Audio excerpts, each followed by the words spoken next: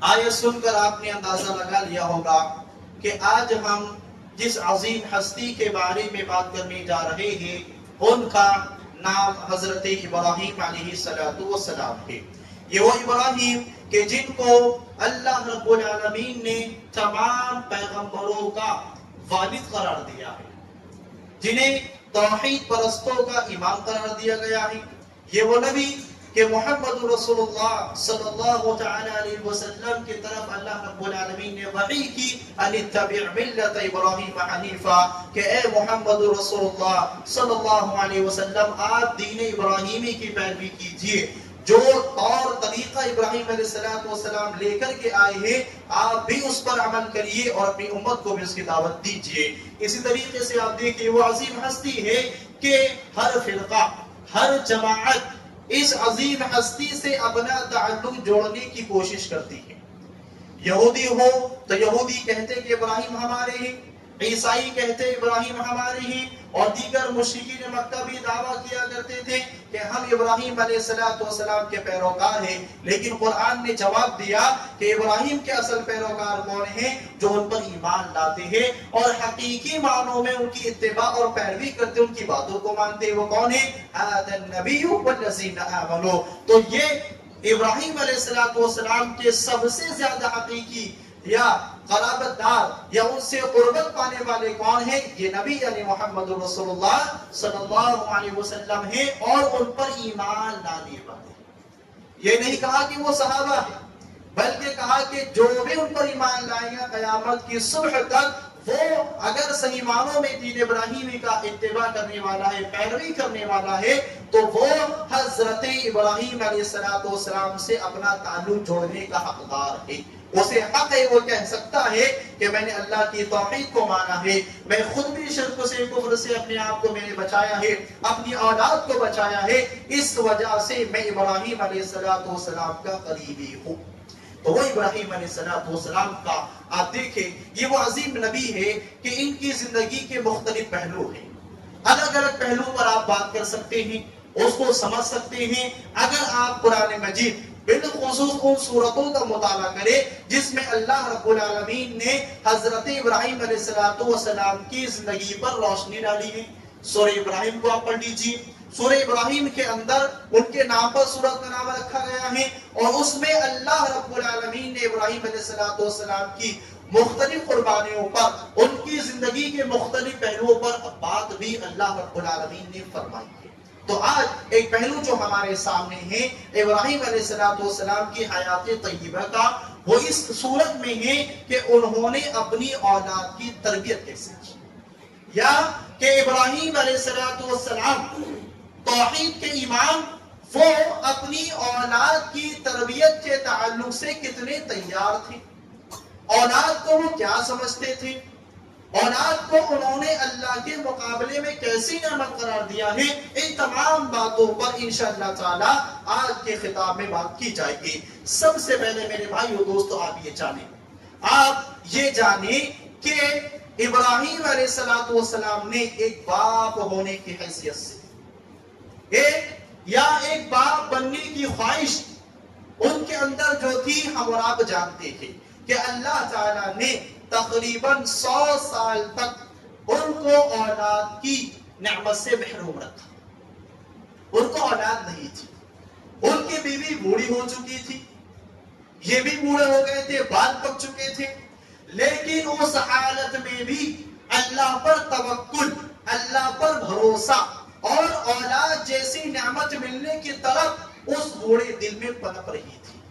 بار بار اللہ تعالیٰ سے دعا کرتے تھے، اولاد کو مانگا کرتے تھے، اولاد کے حق میں دعائیں کرتے تھے، لہٰذا اللہ رب العالمین نے آپ کی دعا کو قبول فرمایا اور آپ کو اولاد اللہ رب العالمین نے عطا کی۔ تو جب اولاد آپ کو ملی تو آپ نے کیا کیا؟ میرے بھائی اور دوستو، ابراہیم علیہ السلام کی یہ بات اللہ رب العالمین نے سورہ ابراہیم ہی کے اندر آیت نمبر 35 میں یوں بیان فرمائی۔ ابراہیم علیہ السلام نے کہا الحمدللہ الذی وہبنی علی کبر اسماعیل و اسحاق ان ربی لسمیع الدعاء رب اجعلنی مقیم الصلاة ومن ذريتي ربنا وتقبل دعاء. تمام تعریف اللہ رب العالمین کے لیے. اللہ کا شکر ہے کہ جس اللہ نے، جس معبود نے بڑھاپے کی حالت میں مجھے اسماعیل اور اسحاق جیسی نعمتیں عطا فرمائی. میں بوڑھا ہو چکا تھا، میری ہڈیاں کمزور ہو گئی تھی، میرا جسم جواب دے چکا تھا، لہذا میرے جسم کو مضبوطی دینے کے لیے اولاد جیسی نعمت دے کر کے میرے پروردگار نے میرے جسم کو مضبوطی عطا کی. ان ربی لسمیع الدعاء، بے شک میرا پروردگار ہی دعا کو سننے والا ہے، میرا پروردگار ہی دعا کو قبول کرتا ہے، دعاؤں کو سنتا ہے. یہ آیت کریمہ ہمیں اور آپ کو یہ پیغام دیتی ہے کہ توحید کے امام حضرت ابراہیم علیہ السلام ہمیں اور آپ کو اور قیامت تک آنے والے مسلمانوں کو یہ پیغام دے رہے ہیں کہ سنو، تمہاری دعاؤں کو سننے والا اگر زمین اور آسمان کے درمیان، زمین کے کسی بھی خطے میں اگر کوئی ہے تو اللہ رب العالمین. اللہ تمہاری دعا کو قبول کرے گا، اللہ تمہاری دعا کو سنے گا، اور اللہ کے علاوہ کوئی بھی دعا کو سن نہیں سکتا. تم کتنا بھی سنانے کی کوشش کرو، تم کتنا ہی اپنے سر کو وہاں جا کر کے پیٹو، لیکن اللہ کے علاوہ تمہاری دعا کوئی سن نہیں سکتا. یہی وجہ ہے کہ اللہ رب العالمین نے قرآن مجید میں دوسرے مقام پر فرمایا کہ اِنَّكَ لَا تُسْمِعُ الْمَوْتَى، اے نبی آپ مردوں کو نہیں سنا سکتے. اللہ کے علاوہ جو بھی سب مرنا ہے، سب میں جان ہے، اگر وہ جاندار بھی ہے اور اگر وہ مر بھی گئے ہیں تو جو دعا کا اصل معاملہ ہوتا ہے، عطا کا جو معاملہ ہوتا ہے، وہ اللہ رب العالمین کے اختیارات میں، وہ اللہ کا اختیار ہے. اللہ کے علاوہ کوئی دعا کو سن نہیں سکتا. تو یہ پیغام بھی ہمیں اور آپ کو ملا کہ اولاد ملنے کے بعد ابراہیم علیہ السلام اللہ رب العالمین کی تعریف کر رہے ہیں. وہ اللہ رب العالمین کی بارگاہ میں شکر ادا کر رہے ہیں کہ میرے پروردگار تو نے مجھے اولاد عطا. آج ہم اور آپ والد ہونے کے اعتبار سے، باپ ہونے کے اعتبار سے، جو خواتین سن رہی ہیں وہ ماں ہونے کے اعتبار سے غور کریں کہ انہوں نے کتنی مرتبہ اللہ رب العالمین کا اولاد ملنے پر شکر ادا کیا. کتنے ان کے سجدے ایسے ہیں،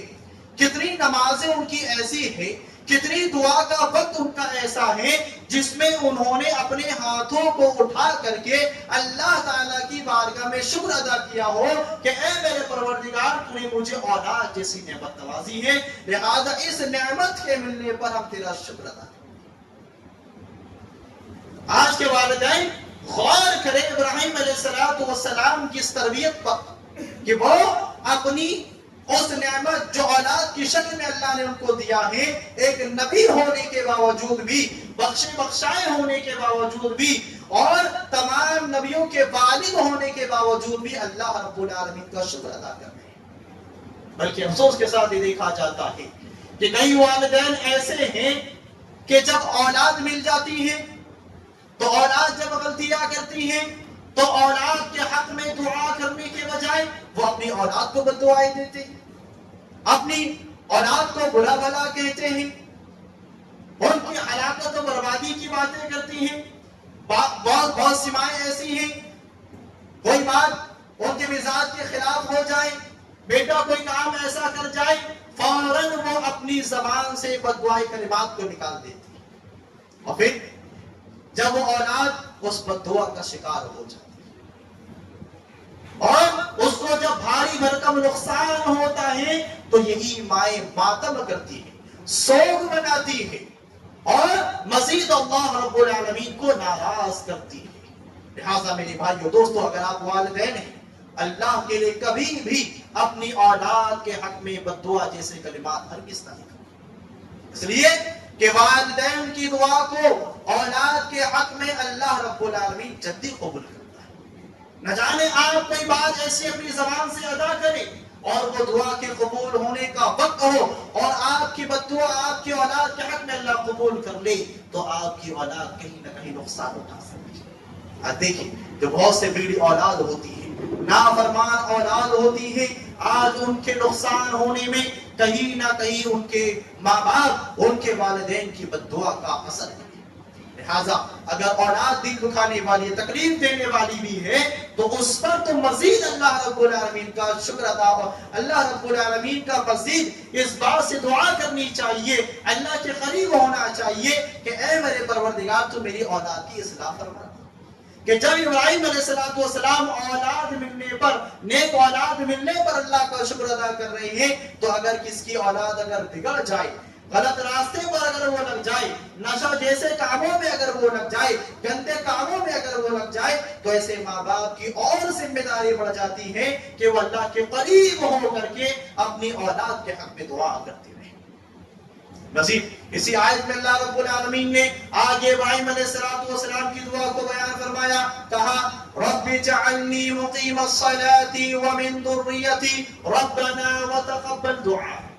اے میرے پروردگار تو مجھے بھی نماز کا پابند بنانا، اے میرے پروردگار تو مجھے بھی نماز کا پابند بنانا اور میری اولاد کو بھی نماز کی پابندی کرنے والا بنانا۔ بے شک تو ہی دعا کو سنتا، ربنا تقبل دعا، اے ہمارے پروردگار تو دعا کو قبول کرتا ہے، تو دعا کا بدلہ اپنے بندوں کو عطا کرتا ہے۔ لہذا میں ایک عظیم نبی ہونے کے باوجود بھی اپنے آپ کے لیے دعا کرتا ہوں میرے پروردگار کہ تو مجھے نماز کا پابند بنا دے، اور مجھے ہی نہیں بلکہ میری اولاد کو بھی نماز کا کیا ہے پابند بنا۔ غور کریں میرے بھائیو دوستو، ابراہیم علیہ السلام جیسی عظیم ہستی کس کے حق میں دعا پہلے کر رہی؟ اپنے حق میں، کہ کہیں ایسا نہ ہو کہ میں بھی اللہ دنیا میں لگ جاؤں، شیطان مجھے غلط راستے پر لگا دے اور میں تیرا نافرمان بندہ بن جاؤں۔ جو سجدہ کرنے کا تو نے ہمیں حکم دیا ہے میں تیرے سجدے سے انکار کر بیٹھوں، میں تیرا نافرمان بندہ بن جاؤں۔ لہذا نبی ہونے کے باوجود بھی میرے پروردگار میں تجھ سے دعا کرتا ہوں مجھے نماز کا پابند بنانا، وَمِن ذُرِّيَّتِي، اور جو اولاد مجھے تو نے دی ہے ان کو بھی نمازی نہ ہونے دینا،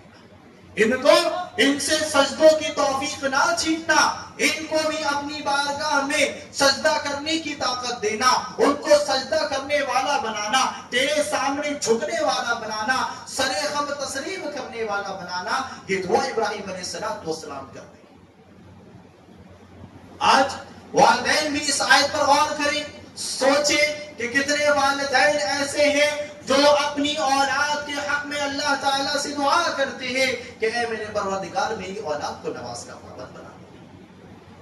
یہاں تو معاملہ یہ ہے کہ باپ ہی خود میں نمازی ہے تو اولاد کے حق میں کیا دعا کریں؟ باپ ہی 5 وقتہ نمازوں کو چھوڑنے والا ہو، فجر کی نماز کا چھوڑنے والا ہو، عصر جیسی نمازوں کو وہ چھوڑنے والا ہو، عشاء جیسی نمازوں کو وہ چھوڑنے والا ہو، جو انسان کے منافق ہونے کی علامت ہے، جو انسان کی اولاد کو ہلاک کو برباد کرنے کا سبب ہے۔ فجر کی نماز جو اللہ تعالیٰ کی ذمہ داری سے باہر نکال کے پھینکنے کا سبب ہے۔ ایسے لوگوں کو جو نماز کی پابندی نہیں کرتے، تو جہاں والدین ہی بے نمازی ہو، نماز چھوڑنے والے ہو، 5 وقتہ رب کی نافرمانی کرنے والے ہو، تو ایسے لوگوں سے کیا امید لگائیں ہم کہ وہ اپنی اولاد کے حق میں دعا کریں؟ اور نتیجہ بھی ہم اور آپ اپنی آنکھوں سے دیکھ رہے میرے بھائیو دوستو کہ آج افسوس کے ساتھ امت مسلمہ کے اندر دین اسلام کے تعلق سے بیزاری کا جو معاملہ ان کچھ سالوں کے اندر آیا ہے، اس سے پہلے کبھی نظر نہیں آیا۔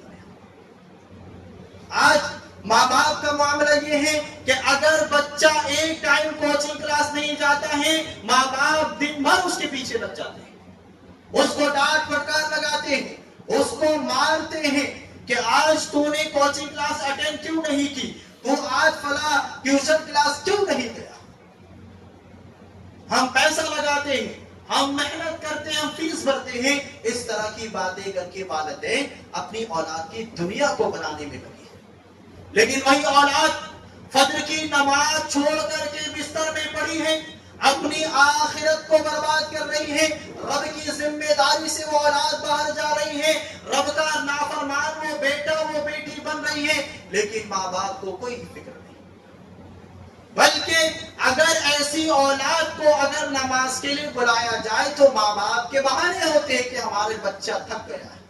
ہمارے بچے کو تکلیف ہے، ہمارا بچہ کمزور ہے، ہمارے بچے کے اندر فجر میں اٹھنے کی طاقت نہیں ہے، لہٰذا میرے بیٹے کو آرام کرنے دیجیے۔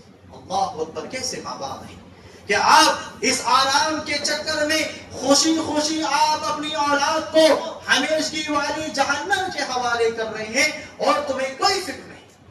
تمہارے سروں پر جو تک نہیں رنگ رہی ہے کہ تمہاری اولاد کی آخرت کا گھاٹا ہو رہا، تمہاری اولاد کی آخرت کا نقصان ہو رہا ہے اور تمہیں کوئی فکر نہیں، بلکہ تم بہانے تلاش کر رہے ہو، تم اپنے دل کو من کو تسلی دے رہے ہو کہ ہمارا بیٹا بیمار ہے، کمزور ہے، آرام کی ضرورت ہے، لہذا فجر کی نماز نہیں پڑھ سکتا، عشاء میں شرکت نہیں کر سکتا، ظہر میں گرمی ہے ظہر میں حاضر نہیں ہو سکتا، لیکن دنیا کے کاموں کے لیے آپ اپنی اولاد کو تیار کر رہے ہیں، لہذا آپ ابراہیم علیہ السلام کو ماننے والے نہیں ہو، آپ ابراہیم علیہ السلام سے محبت کرنے والے نہیں ہو۔ اگر آپ کا معاملہ ایسا ہے تو آپ کا ابراہیم علیہ السلام سے کوئی تعلق نہیں ہے کہ جہاں دنیا کی ہر قومیں ابراہیم علیہ السلام سے جڑنا چاہ رہی ہے، آپ کا بھی وہی معاملہ ہے کہ آپ کا ابراہیم علیہ السلام سے کوئی تعلق نہیں۔ وہ ابراہیم علیہ السلام مزید رب العالمین کی بارگاہ میں دعا کرتے ہیں، سورہ البقرہ آیت نمبر 24، 29 اور 30 میں اللہ رب العالمین نے یوں بیان فرمایا کہ جب اللہ تعالیٰ نے کہا وَإِذِ ابْتَلَىٰ إِبْرَاهِيمَ رَبُّهُ بِكَلِمَاتٍ فَأَتَمَّهُنَّ قَالَ إِنِّي جَاعِلُكَ لِلنَّاسِ إِمَامًا قَالَ وَمِن ذُرِّيَّتِي، کہ جب اللہ نے ابراہیم علیہ السلام کو آزمایا اور انہوں نے اس آزمائش کو مکمل کر دکھایا تو اللہ نے آپ کو بدلہ دیا، یہ بدلہ یہ دے کر کے کہ انی جاعلک للناس اماما، کہ ابراہیم قیامت تک آنے والے لوگوں کا ہم آپ کو امام بنانے جا رہے ہیں، ہم قیامت تک آنے والے تمام انسانیت کا رہبر اور رہنما ہم آپ کو بنانے جا رہے ہیں، لہذا آپ تیار ہو جائیں۔ کتنا عظیم شرف آپ کو مل رہا تھا، کتنا عظیم مقام رب العالمین آپ کو دے رہا تھا، خوشی کا کیا عالم ہوگا ہم اور آپ اس کا اندازہ نہیں کر سکتے، اس کا اندازہ وہی لگا سکتا ہے جس نے اپنے جسموں کو تپایا ہو، جس نے دعوت و تبلیغ کے معاملے میں اپنے ماں باپ کو چھوڑا ہو، آگ میں جانا گوارا کیا ہو، اپنی اولاد کو چھوڑنا گوارا کیا ہو، اپنی بیوی کو چھوڑنا گوارا کیا ہو، بڑھاپے تک اولاد کے لیے تڑپنا جس نے دیکھا ہو، وہی نبی اس مقام کو سمجھ سکتا ہے کہ رب ان کو کتنا عظیم مقام دینے جا رہا ہے۔ لہذا ہم اور آپ خوشی میں ہم لوگ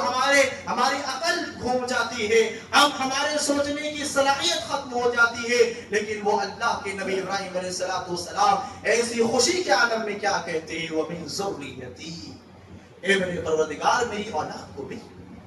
میں امام بن رہا ہوں، کیا میری اولاد کو بھی امام بنایا جائے گا؟ میں چاہتا ہوں کہ میری اولاد کو بھی امام بنایا جائے، جو کام مجھ سے اللہ تو نے لیا ہے میری اولاد سے بھی لینا، میری آنے والی نسلوں سے بھی لینا۔ اللہ نے کہا لا ینال عہد الظالمین، کہ جو ظلم کرنے والے ہیں ظالم لوگوں کو میرا وعدہ نہیں ملتا، یعنی اگر آپ کی ذریت میں آپ کی اولاد میں اگر جو بھی میری باتوں کو مانے گا، ایمان لائے گا، نیک عمل کرتا رہے گا، نبیوں کی باتوں پر ایمان لائے گا، ان کی اتباع کو ضروری سمجھے گا، اس کے علاوہ کسی اور کی اتباع کو واجب نہیں سمجھے گا، صرف نبیوں کی باتوں کو مانے گا، تو لہٰذا ہم اس کو بھی آپ کے طریقے میں چلائیں گے۔ اور آپ دیکھیں اللہ نے کہا وَجَعَلْنَا فِي ذُرِّيَّتِهِ النُّبُوَّةَ وَالْكِتَابَ،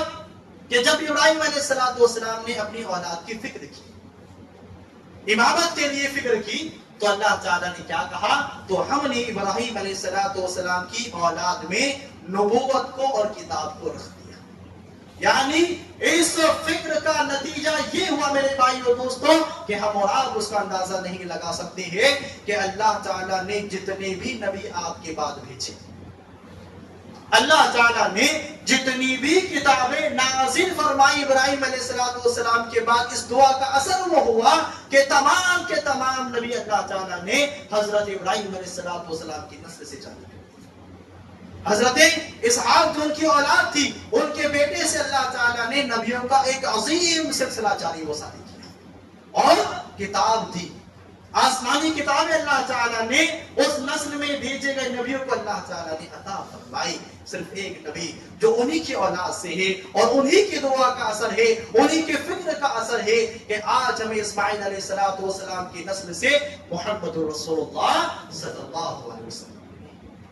اگر آج ان کی وہ فکر اولاد کے لیے نہ ہوتی, اگر وہ امامت کا منصب لے کر کے خاموش ہو جاتے, خوش ہو جاتے, تو ہو سکتا ہے میرے بھائیو دوستو شاید یہ نبیوں کے سردار ہمیں اور آپ کو نہ ملتے.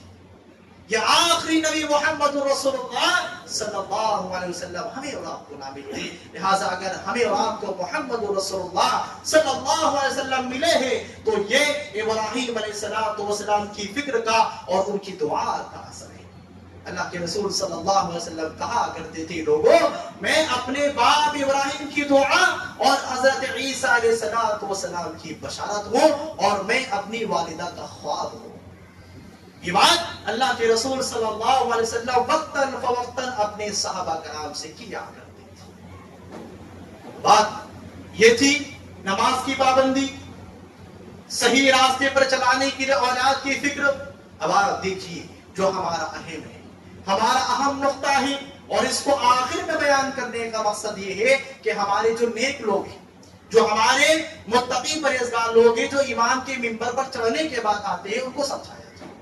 ایسے متقی پرہیزگار نوجوانوں کو, بھائیوں کو سمجھانے کے لیے اہم بات کو پہلے بیان کرنے کے بجائے افسوس خطیبوں کو, اماموں کو آخر میں بیان کرنا پڑتا ہے,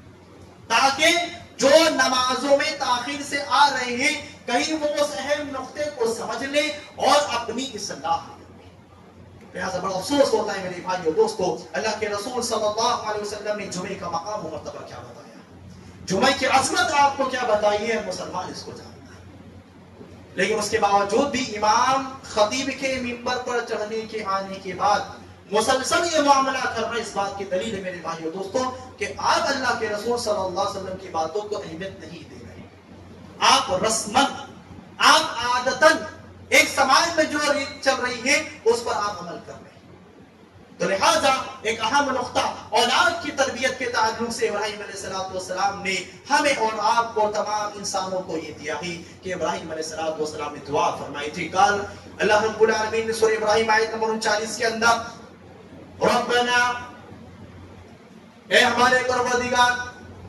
وَجْعَلْ هَذَا بَلَدًا آمِنًا, تو اس گھر کو, اس شہر کو امن و امان کا گہوارہ بنا. یعنی جو مکہ ہے جہاں میں نے اپنی عورت کو اور اپنی اولاد کو ایسی وادی میں چھوڑا ہے جہاں نہ کھانے کا انتظام ہے نہ پینے کا انتظام ہے, اے میرے پروردگار ایسی وادی میں کھڑے ہو کر کے میں تجھ سے دعا کرتا ہوں. اللہ اکبر. کوئی اسباب نہیں, دور دور تک کوئی لاجک نہیں کہ ایسی بیابان وادی میں ابراہیم علیہ السلام کیا دعا کر رہے ہیں, اے ہمارے پروردگار اس شہر کو امن کا گہوارہ بنا, جہاں کوئی آبادی نہیں, اور وہاں آبادی کی بات کر رہے ہیں, آبادی کے لیے دعا کر رہے ہیں. اور بعض آیتوں میں ہم نے کہا ہے وَارْزُقْ أَهْلَهُ مِنَ الثَّمَرَاتِ, یہ بھی دعا فرمائی تھی اللہ کہ یہاں بسنے والوں کو پھلوں کی روزی عطا کرنا. جہاں بنجر زمین, جہاں پتھروں کے پہاڑ موجود, پتھر کی زمین موجود, جہاں پر زراعت کا, کھیتی باڑی کا کوئی انتظام نہیں, ایسی زمین کے لیے دعا ہو رہی ہے. کون کر رہے ہیں؟ ابراہیم علیہ السلام. یہ دعا کا اثر میرے بھائیو دوستو کہ دعا اگر دل سے کی جائے, اگر دعا خلوص سے کی جائے تو یہ دعا اتنی مضبوط ہے کہ بھاری بھرکم چٹان کو بھی ہٹانے کی طاقت, یہ پہاڑوں کو چکنا چور کرنے کی طاقت رکھتی ہے. بس معاملہ یہ ہے, بس ضرورت اس بات کی ہے کہ دعا کرنے والے کا اپنے رب سے کنیکشن کیسا ہے, تعلق کیسا ہے, اور اس کے مانگنے کا ڈھنگ اور طریقہ کیا ہے, یہ بہتر ہونا چاہیے. کہیں ایسا نہ ہو کہ غیروں کے دروں پر جا کر کے سر کو بھی جھکا رہا ہے, ہاتھوں میں کڑے دھاگے باندھ رہا ہے, اور اللہ تعالیٰ سے فلسطین کے حق میں دعا بھی کر رہا ہے, مظلوموں کے حق میں دعا کر رہے ہیں, تو اللہ اسے کو دعا کو نہیں سنتا. اللہ دیر صحیح دعا کو سنتا ہے, لیکن کن کی دعا کو سنتا ہے؟ جو خلوص کے ساتھ توحید پر اپنے رب کو ایک جانتے ہوئے, اپنے رب پر مکمل توکل بھروسہ کرتے ہوئے جو لوگ دعا کرتے ہیں ان کی دعا کو اللہ سنتا ہے. آج دیکھیے اسرائیل کے ساتھ کیا ہو رہا ہے. آج وہ اسرائیل جس نے فلسطین کا دانا پانی بند کیا، جس نے فلسطین کے لوگوں پر ایسے ایسے ظلم اٹھائے کہ دنیا ایسے ظلم کو دیکھ رہی ہے، اور انہی کے لوگ یہود و نصارہ بھی سڑکوں پر نکلنے پر مجبور ہو گئے کہ اسرائیل سے ہمارا تعلق ہے، ہم یہودی نصارہ ضرور ہے لیکن فلسطین پر ظلم نہ کیا جائے۔ یہ آج ان کے ہی والوں کو ان کے خلاف کھڑا کر رہی ہے۔ یہ ظلم کی انتہا ہے میرے بھائیو دوستو، جس نے آج وہ بدلہ دیا ہے کہ ہماری دعا کو اللہ تعالیٰ نے ضائع برباد نہیں کیا ہے، آج وہاں پر آگ بے قابو ہے۔ آج کی تاریخ میں اسرائیل کے اندر بہت تیزی کے ساتھ آگ پھیل رہی ہے۔ اسرائیل نے انٹرنیشنل ہیلپ کے لیے بھی آرڈر پاس کر دیا ہے کہ باہر سے ہماری مدد کی جائے، جو آگ رکنے کا نام نہیں۔ اللہ تعالیٰ سے دعا کرتے ہیں کہ اللہ تعالیٰ اس آگ میں مزید اضافہ فرمائے، اللہ تعالیٰ اس قوم کو ہلاک و برباد فرمائے جس نے اسلام کو نقصان پہنچایا، جس نے مسلمانوں کو تکلیف دی، جس نے کئی مسلمانوں کے گھروں کو ان کو بے گھر ہونے پر مجبور کر دیا، کھانے پینے پر ان کو مجبور کر دیا۔ اللہ ایسی قوم کو نیست و نابود فرمائے، ان کے اوپر مزید آگ کا اضافہ فرمائے۔ اللہ تعالیٰ دنیا میں بھی ان کو ہلاک و برباد کرے اور آخرت میں بھی اللہ تعالیٰ ایسے ظالم قوموں کو دردناک عذاب سے دوچار فرمائے۔ تو ایک آخری بات سنیں میرے بھائیو دوستو، ابراہیم علیہ السلام کی دعا کیا ہے؟ وَجُنُبْنِي وَبَنِيَّ أَن نَعْبُدَ الْأَصْنَامَ، اے میرے پروردگار تو مجھے اور میری اولاد کو بت پرستی سے بچانا۔ مجھے یعنی ابراہیم علیہ السلام کو جو توحید کے امام ہیں، امام الموحدین ہیں، قیامت تک آنے والے جتنے بھی توحید پرست ہوں گے ان تمام توحید پرستوں کی امام ابراہیم علیہ السلام دعا فرما رہے ہیں کہ اے میرے پروردگار مجھے بت پرستی سے، شرک سے، کفر سے،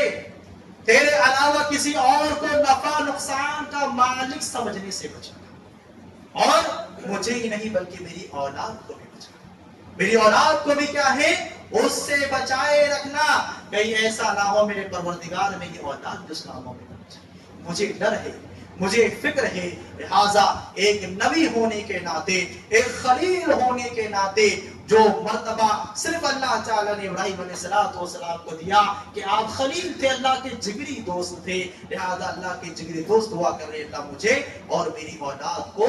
بت پرستی سے، شرک سے، اللہ کے علاوہ اوروں کو نفع نقصان کا مالک سمجھنے سے بچا۔ آج امت محمدیہ کا عالم آپ دیکھیں تربیت اولاد کے تعلق سے کہ بچہ جب ماں کے پیٹ سے باہر آتا ہے، جب اس کی ولادت ہوتی ہے، اور ہم اور آپ جانتے ہیں کہ ولادت کا معاملہ، پیدائش کا معاملہ، ڈیلیوری کا معاملہ بڑا نازک ہوتا ہے، بڑا نازک ہوتا ہے۔ بس اوقات ڈاکٹر کہتے ہیں کہ دونوں میں سے ایک کو بچانا، یعنی موت کا وہاں پر سودا ہوتا ہے، وہاں موت کی بات پر ایگریمنٹ پر سائن لی جاتی ہے شوہروں سے، گھروں کے ذمہ داروں سے کہ کسی ایک کو بچانا پڑے گا، اور کہیں ایسا ہوتا ہے کہ دونوں کا انتقال ہو سکتا ہے۔ ایسی حالت کے اندر میرے بھائیو دوستو بتاؤ اپنے سینے پر ہاتھ رکھ کے کہ کون اس حالت سے نجات دیتا ہے؟ اللہ رب العالمین نجات دیتا ہے، اللہ تعالی نجات دیتا ہے اس حالت سے، اور الحمدللہ اکثر کیس آپ کو ایسے ملتے ہیں کہ ماں بھی محفوظ رہتی ہے اور اولاد بھی محفوظ رہتی ہے۔ ہم اور آپ اپنا ہی اندازہ لگائیں آج اتنی بڑی تعداد کیوں ہے؟ یہ اللہ تعالیٰ نے اس نازک حالت سے ہمیں اور آپ کو نجات دی ہے اور ہم کو باہر نکالا ہے۔ لیکن امت محمدیہ کا معاملہ یہ کہ وہ اولاد جیسے باہر آتی ہے، ابھی وہ بچہ کوڑا ہے، اس کے اوپر کوئی نشان، کوئی داغ نہیں، وہاں سے امت محمدیہ کے اب یہاں سے تتمبے شروع ہو جاتے ہیں۔ دانت نہیں آ رہے، ہاتھوں میں گنڈے ڈال دو،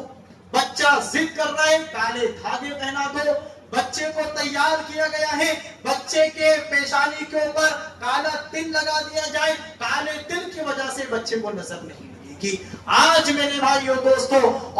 ماں باپ ہی اپنی اولاد کو شرک کرنے والے بنا رہے ہیں، غیر اللہ کی عبادت میں لگا رہے ہیں، ایسی توہمات اور ایسی بیکار کی باتوں میں اپنی اولاد کو لگا رہے ہیں جس کی وجہ سے ان کے دین کا نقصان ہو رہا ہے۔ وہ اپنے اوپر جنت کو حرام کر رہے ہیں اور جہنم کو واجب قرار دے رہے ہیں۔ آج نہیں ہو رہا ہے؟ آج چھوٹے چھوٹے بچوں کے گلے میں دھاگے موجود ہیں، ان کے پیروں میں دھاگے موجود ہیں۔ ارے بچے تو چھوڑیے، نوجوانوں کے پیروں میں دھاگے موجود ہیں، جو لوگوں سے ڈر رہے ہیں، لوگوں کا ڈر ان کے سینوں کے اندر موجود ہے، لیکن اللہ کا ڈر ان کے دلوں میں نہیں۔ اور جب ان کو یہ بات سمجھائی جائے، ان سے کہا جائے یہ دھاگے، یہ ہم مسلمانوں کا شیوا نہیں ہے، یہ ہم مسلمانوں کا معاملہ نہیں ہے، تو ان کے پاس دلائل موجود ہوتے ہیں۔ ارے ہم نے تو ایسے ہی پہن لیا، شوقیہ پہن لیا۔ نہیں میرے بھائیو دوستو، بات کچھ بھی ہو، زہر زہر ہے، چاہے اس کو شوق سے آپ اس کو اپنی زبان پر رکھیں یا آپ اپنی مرضی سے اس کو کھائیں، ورنہ دونوں حالت ہوگی۔ اور جو شرک ہے وہ شرک ہے، لہذا اس میں آپ کوئی بہانہ نہیں لا سکتے، اس لیے کہ ابراہیم علیہ السلام دعا کرے کہ اللہ مجھے اور میری اولاد کو غیر اللہ کی عبادت سے بچانا۔ اللہ تعالیٰ سے دعا ہے اللہ تعالیٰ ہمیں اور آپ کو صحیح معنوں میں اور سیرت ابراہیم علیہ السلام کی روشنی میں ان کے مطابق ہم سب کو اپنی اولاد کی تربیت کی توفیق عطا فرمائے۔